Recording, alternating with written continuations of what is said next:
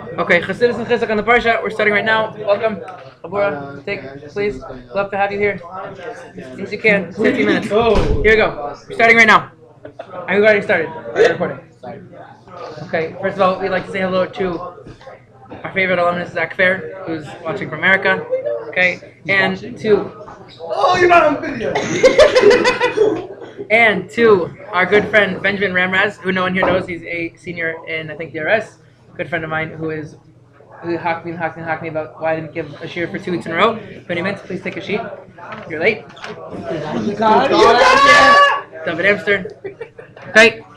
Everyone's mamish in shpilkas today. I don't know what's going on. Okay. This is being recorded right now. Okay.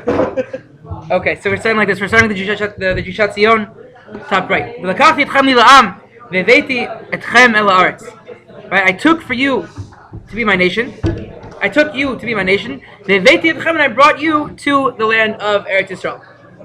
Rav Meir Simcha, the Bala Meshech Chachma, the Meshech Chachma says something pretty amazing.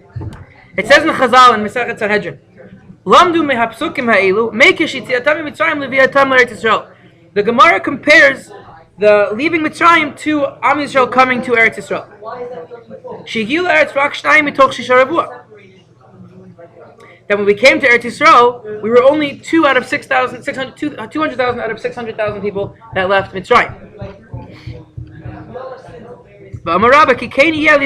And so too is going to be during the Moshe Mashiach. Also, Mashiach, when Mashiach comes, only 200,000 out of the 600,000 neshamas will be saved. Whatever that means, we're not talking about numbers. Don't take any of this for face value. This is also talking about stuff that we have no clue what's talking about. So please don't think that if you that somehow your aunt's dog's veterinarian who happens to be a Yid might not make it. It's not necessarily true. B'tama mechaber. The Meshech Chachma says something. He's confused. Kavanas ha'maimer hazeh hamuflaku ki kol ha'osos v'shoftim v'shvatim gedolim asher asal l'mitzrim be'eser makus v'kres yamsuf hayashave b'shvil shi'avo shnayim mitoch shishim rabua el hamatar elokis. He says the whole purpose of this maimer that's brought. Give this to Rabbi Ilan. The whole purpose of this maimer the Gemara is saying of the Gemara comparing leaving Eretz Yisrael, coming into Eretz Yisrael to leaving Mitzrayim, is to say that they're just like when we left Mitzrayim, there were so many miracles and beautiful nisim, and the goyim were judged. So too, when we come into Eretz Yisrael, the goyim were also they're going to be judged, and there's also going to be beautiful nisim. And Kabbalah Shabbos, the Tehillim over there discuss how the Amim come. And they're bepacha, they're scared, and they're Vaeira because they're coming to get judged. Right? We know that that's part of what's going to happen in the Gula process. So that's what's going on with these psukim. So that's the question. According to the way we understand the world, and our concepts,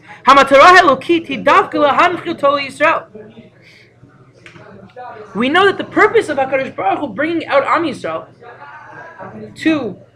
out of Mitzrayim was, what's the purpose? To give us the Torah.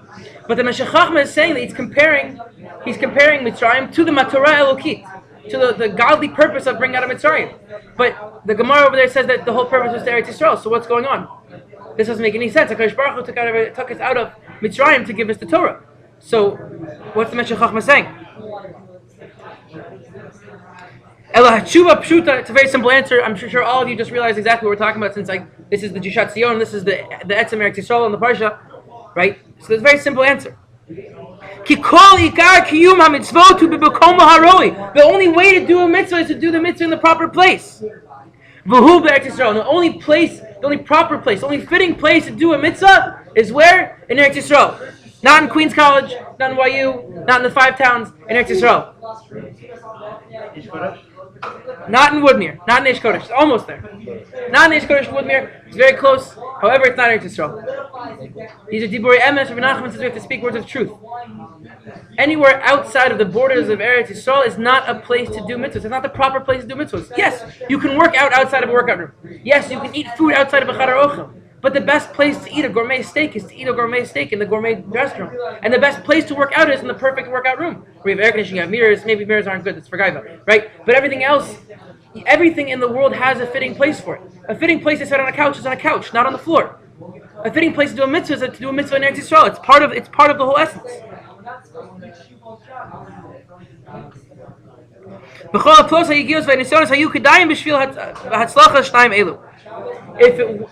all the nisim and flood, all the things that are going to happen, all the kriyas yamsuf, and all the dinim from Mitzrayim, and all the eser makos, and all these different things. HaKadosh Baruch Hu changed the world. HaKadosh Baruch Hu doesn't like doing this.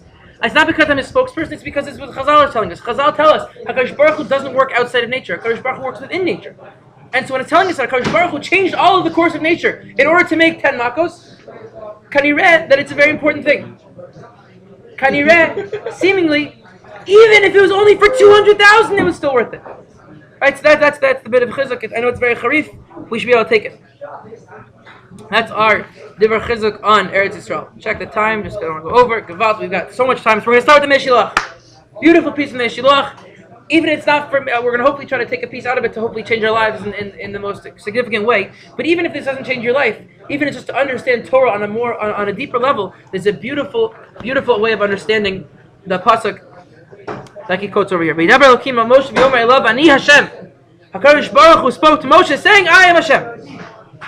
Achar shediber Moshe Rabbeinu alav shalom tvarav neged Hashem Yisbarach. After Moshe Rabbeinu comes and he speaks to HaKadosh Baruch Hu, HaKadosh Baruch Hu comes in the fiery bush and he says to Moshe Rabbeinu, I want you to be my shliach. And Moshe Rabbeinu says, no, I don't want to.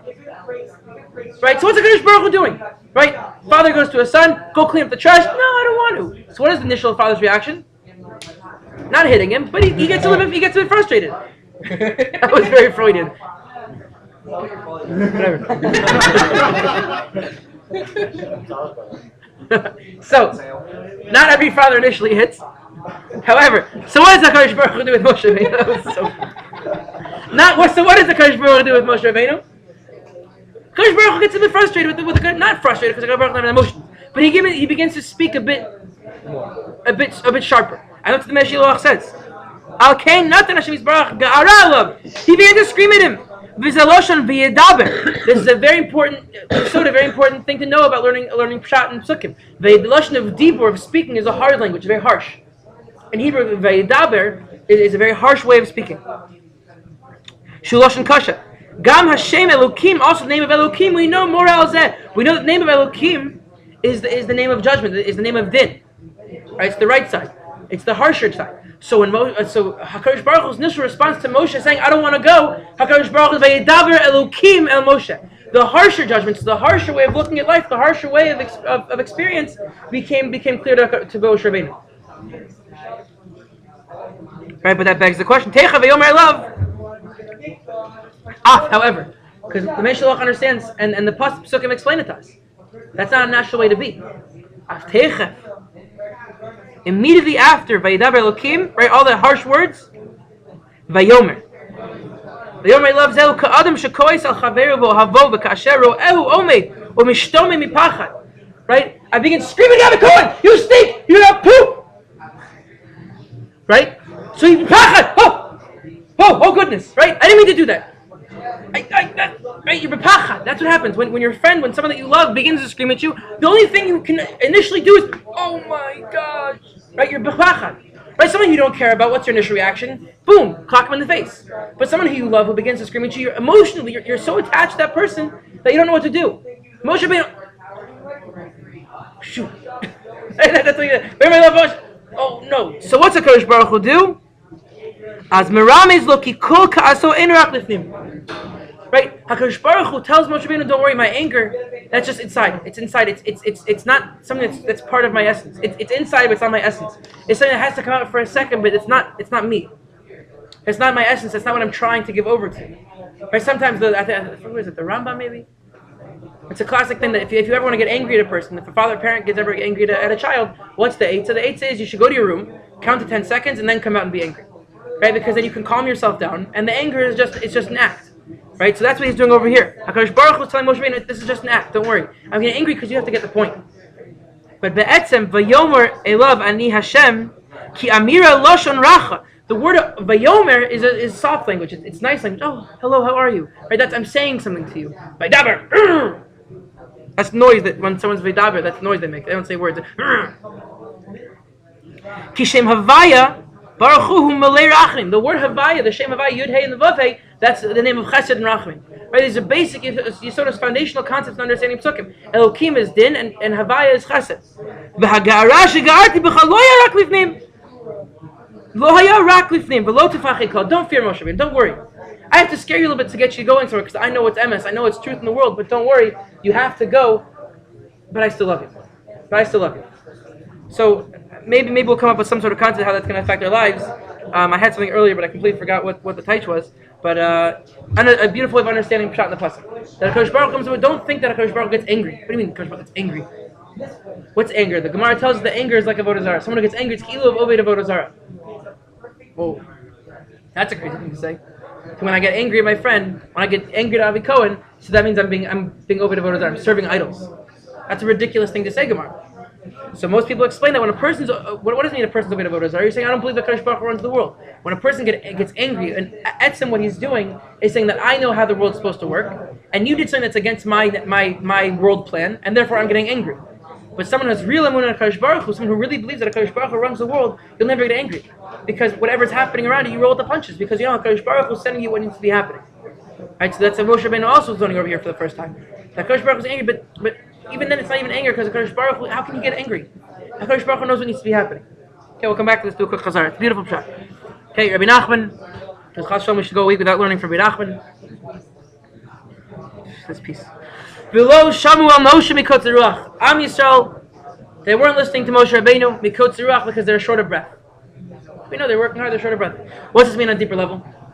This pasuk is being brought down, you should know, in Likutei Halachos.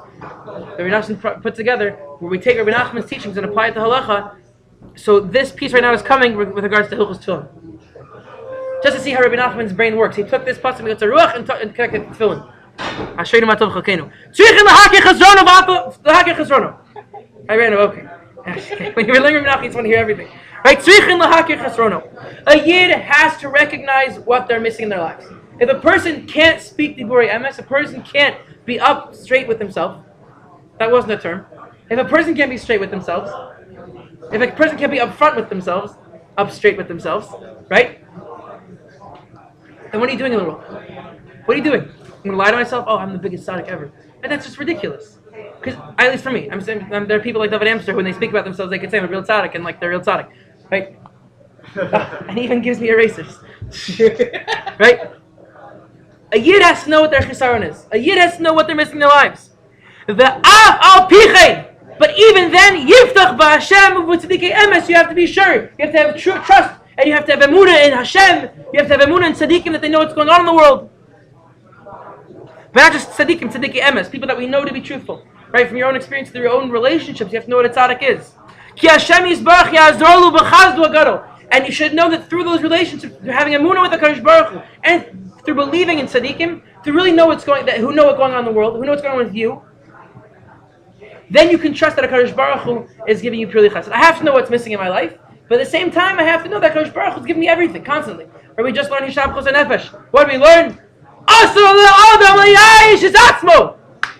It's usher for a person not to misyayish. To misyayish is atzmo, to make himself give up. Because the world is perfect around me. Right? Like we said a few weeks ago. Whoever says, yo, it's messed up, they're a freaking idiot.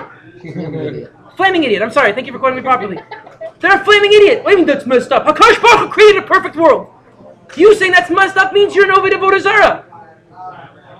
HaKadosh Baruch Hu created the world perfectly. It's also for a person to make himself be misyayish, because the world is perfect. You yourself are making yourself give up. So continuing in Rabbi Nachman, v'chein mevor od makom acher, hainu. Iker pagam ha'emunah. When a person isn't feeling the world is perfect, when you are beginning to feel like you have a blemish in your belief system. Shalem hayam machmas another psula. This is a beautiful, important. It's a horrible concept, but it's an important concept to learn about. Another psula. A lot of times we go through the world. Oh my gosh, I'm nothing. I'm junk. I'm trash.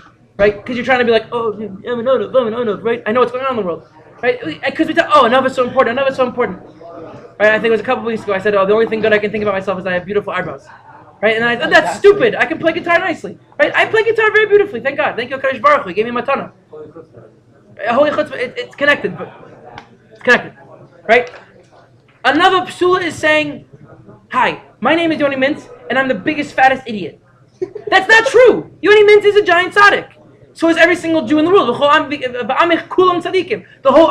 is a giant tzaddik. Every single Jew. So anytime I say to myself, I'm a giant Russia, that's another psula. A person has to have real hakerut, real understanding of who you are as a person. And continuing in this. This is having brains of a child. This is having small brain. This is having a recessed level of being able to understand the world. And that's what Am Yisrael was at the time. Am Yisrael at that time, they were under Paro. Paro was sheker. Paro was shichacha. It's forgetfulness. They didn't know who they were. They didn't realize that they were from Zera Yaakov. They were Am Yisrael, Am HaNivchar. This is a giant nation in Mitzrayim, but Paro caused them to forget this. And you begin to forget who you are as a person. You begin to have another psula. I'm just a slave. I'm a dirty, nasty, sand-filled slave who has nothing to do with my life. That is sheker. That's another psula. You're Am Yisrael. You're Am HaNivchar. And so Moshe Rabbeinu comes and says, I came from Hashem. He's coming to redeem you. What do they say? A bunch of dirty slaves. Kotzer Ruach. Right? A bunch of dirty slaves. No! You're Am Yisrael. You are gems. You're jewels. You're precious diamonds. Every single one of you. Right? That's what Moshe Rabbeinu is telling him. Every single one of you, Am Yisrael, is a precious diamond. But because they were too big, fake anavim, they couldn't begin to realize it. They were don't even take us out. We're so fake. We're so false. No, that's Hollywood. Hollywood is fake. Yid is real. Yid is real, and that's what they weren't almost able to get out. This is such a mind-changing, life-changing Torah. Another psula. Stay away from it. Stay away. Know your chisaron, Rabbi Nachman says. Know what I need to fix. I need to fix myself regards X, Y, and Z, and A, B, C, Aleph, Bet, Gimel, Dalet, Hey. Everything, every alphabet of every language. Right? Go through and figure out what you're missing. That's fine. And if you have 4,000 billion things to correct in your life, good. Know that. But don't think that you're lost and you're completely forgotten, because HaKadosh Baruch Hu created you, and HaKadosh Baruch Hu is keeping you alive, and therefore He can come and redeem you as well. And that was Am Yisrael's problem in Mitzrayim. This is how to live life. Ah! Moshe Rabbeinu is like a perfect person to represent him. He had total false love in the beginning. I'm not a man of words. Hey. Right? And then all of Jordan is Vaeira-Yonah Hashem and amongst the Israel, the whole Sefer. And you never hear Moshe speak more in the Torah. So Moshe had total faith in Noah, and then him with the Israel. Right, but Moshe Rabbeinu became Anav Mikol Adam, right? David Amsa says it's a beautiful thing. Beautiful. Because he's a tzaddik. Don't throw any more erasers at me. I don't want any more. Stop giving me presents. Right? Moshe Rabbeinu is the one who had to teach this. You're right. Moshe Rabbeinu is the only one who could have taught this, because he's the only one who went from being an Anav Pasal to an Anav Mikol Adam. Anav Mikol Adam. Right, a quick story. Treasury of Chassidic Tales. Everyone has it in their house. This is going to be backwards in the video. I know, it's fine. Treasury of Chassidic Tales by Reb Zevin. Full of the most whacked out Chassidic Torahs. But each one, the reason that we have it is because they're there for a reason. You have to find the stories. You have to work at it. So there's a beautiful story. Beautiful, beautiful story. Whacked out, not messed up. Nothing's messed up. The maggid message passes away. Rav Dov Ber, the maggid message, he passes away. And all of his Talmidim, they one night sit around, they begin speaking about the Rebbeim. They begin speaking about the maggid message also. And they start telling the amazing things that used to happen.